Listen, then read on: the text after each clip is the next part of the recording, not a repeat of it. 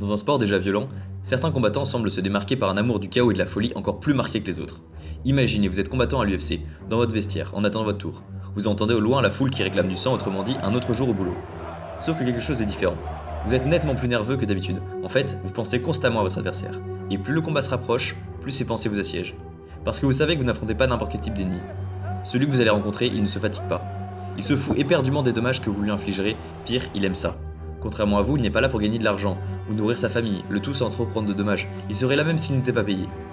Parce que la violence, c'est sa raison de vivre. Bienvenue dans Les styles font les combats, épisode 2. Aujourd'hui, on va parler des frappeurs chaotiques et de leurs méthodes pour briser leurs adversaires, en prenant comme exemple typique Tony Ferguson et Jiri Prochazka, ainsi que pour certaines caractéristiques, des combattants comme les frères Diaz ou encore Max Holloway. Le style pourrait être résumé par combattant préférant le combat debout spécialisé dans la pression, la créativité et l'expression psychologique.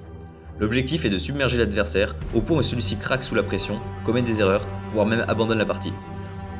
On va voir en 4 parties quelles sont leurs stratégies pour en arriver là. Tout d'abord, comme le principe est d'asphyxier l'adversaire, ce style requiert une endurance hors norme. Le combattant ne doit jamais se retrouver dans l'impossibilité de continuer d'attaquer, c'est pourquoi la caractéristique numéro 1 du frappeur chaotique est son cardio. Parfois, il suffit simplement pour crever son adversaire au point où il est incapable de continuer le combat, comme Vadim Nemkov qui n'aura tenu qu'un round de 10 minutes face à Jiri Prochazka pour au final ne même plus pouvoir se relever. L'autre composante essentielle est un menton hors du commun. Parce que pour donner autant de coups, il faut s'attendre à en recevoir quelques-uns en retour. Un contre-exemple parfait est Rob Font, excellent boxeur possédant un cardio énorme, mais qui n'encaisse pas particulièrement bien, et perd ses derniers combats face à José Aldo et Chito Vera sur un menton incapable d'encaisser des dommages inhumains.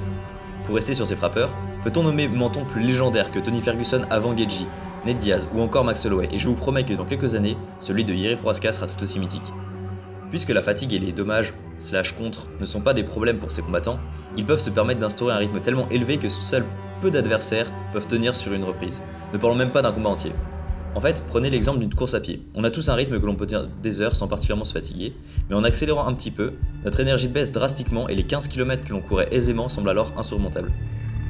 Remplacez ces 15 km à courir par 3 rounds voire 5 avec un malade qui veut votre peau, vous avez la perspective terrifiante d'affronter un frappeur chaotique.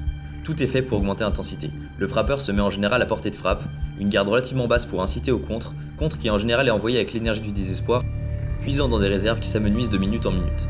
Il attaque et feint constamment, brouillant les pistes, forçant à réagir en permanence et gardant son adversaire perpétuellement en alerte. De plus, la pression est savamment maintenue, le combattant coinçant systématiquement son adversaire contre la cage, bloquant toute issue possible et renforçant encore l'oppression appliquée sur ce dernier. Voici un octogone vu du dessus. Si vous voulez mettre une pression intelligente, suivre l'adversaire est un moyen peu recommandé. En effet, même si vous le maintenez sur le couloir, il aura toujours un endroit où aller, et ne manquera pas d'espace pour manœuvrer. Au contraire, vous voulez, à l'aide de mouvements latéraux, le maintenir dos au mur en restant au niveau du petit octogone, comme on peut le voir juste là sur la photo. Enfin, un trait de caractère que l'on retrouve toujours chez ces combattants, c'est l'état de présence. Il est très rare qu'ils suivent un plan. En général, ils cherchent plutôt à instaurer un rythme dans lequel ils vont envoyer tout ce qui leur passe par la tête, ce qui les rend beaucoup plus difficiles à comprendre et leurs attaques deviennent vraiment compliquées à anticiper. Le meilleur exemple est Tony Ferguson, qui commence régulièrement ses combats de manière catastrophique, mais plus les rounds s'écoulent, moins il fait d'erreurs, touche plus en plus, et le combat devient réellement intenable. Le chaos leur permet de réduire la capacité de l'adversaire à anticiper, et l'intensité du rythme empêche l'autre de réfléchir aux ajustements possibles. Comme les Dagestanais, l'objectif dans ce style est de briser l'adversaire, mais la différence principale se joue sur la maîtrise du combat. Les lutteurs du Caucase sont 100% dans le contrôle, les frappeurs chaotiques sont complètement dans l'abandon, et parient sur leur supériorité dans le chaos. Et c'est là leur grande faiblesse, parce qu'il y a un moyen utilisé à maintes reprises contre eux, qui fonctionne dans 90% des cas et qui en général brise définitivement leur carrière. On a dit que les archétypes étaient Tony Ferguson, Max Holloway et les Diaz. On va laisser Jiri Prochazka de côté pour le moment. Quelles sont leurs défaites les plus marquantes ? Pour Tony Ferguson, c'est Justin Gaethje sans le moindre doute. Pour Ned Diaz, c'est son KO, le seul de sa carrière contre Thompson. On pourrait aussi parler du combat relativement brutal face à Masvidal, et pour Max Holloway, on a le choix entre le combat face à Poirier, le deuxième, et le troisième avec Volkanovski. Quels sont les points communs entre ces combats ? C'est simple. Les adversaires ont su garder leur sang-froid face à la pression et la capacité d'encaisser, et plutôt que d'attaquer et finir par se crever, ils ont préféré conserver leur énergie pour maximiser les dommages en contrant plus qu'à leur habitude.